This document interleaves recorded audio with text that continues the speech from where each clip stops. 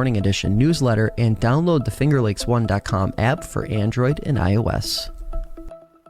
Welcome back to Finger Lakes Today. So, Josh, unemployment fraud. How did it happen?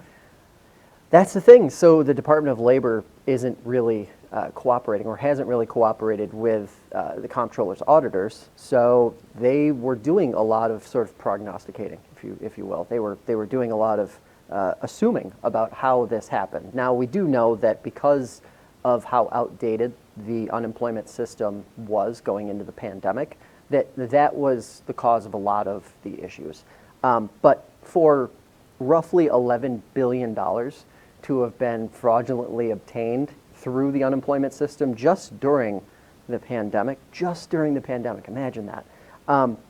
There has to be greater issues than just an outdated system. Now, to that end, the system was recommended for overhaul, meaning the online system where folks go to apply for unemployment benefits. Sure. Is recommended to be updated in 2010.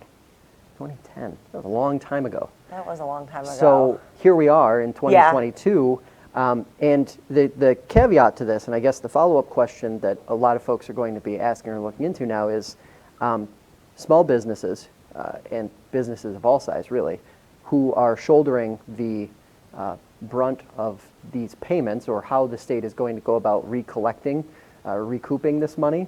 That $11 billion is a big chunk of what those businesses will ultimately have to be paying back over the next several years.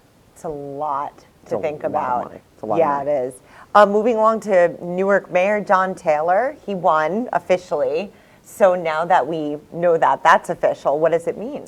So it seems that the reaction within the village, even though the race was relatively close, obviously you had a Republican in John Taylor going against a conservative in Dave Chrysler. Sure. It wasn't a blue versus red election.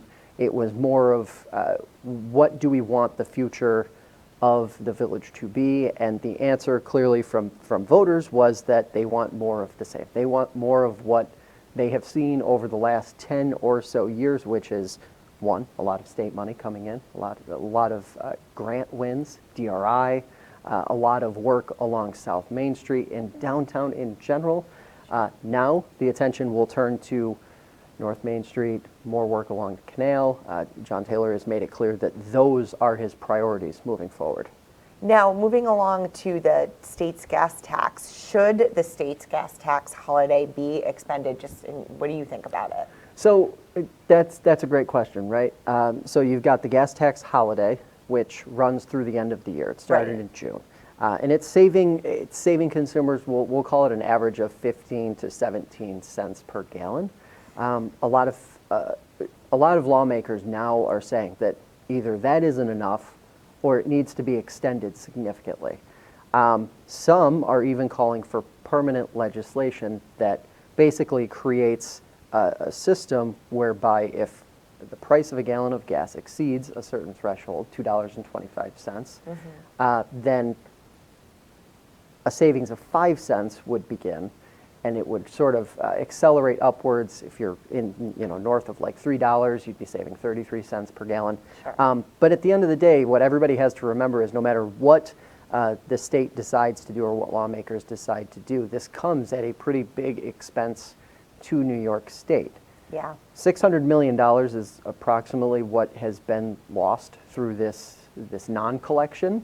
So the question moving forward how would New York State recoup that money if they did continue some sort of savings program into 2023 or beyond? Oh, great job covering that, Josh. Thank you. We are going to take a quick break, and when we come back, we're going to bring you the latest sports.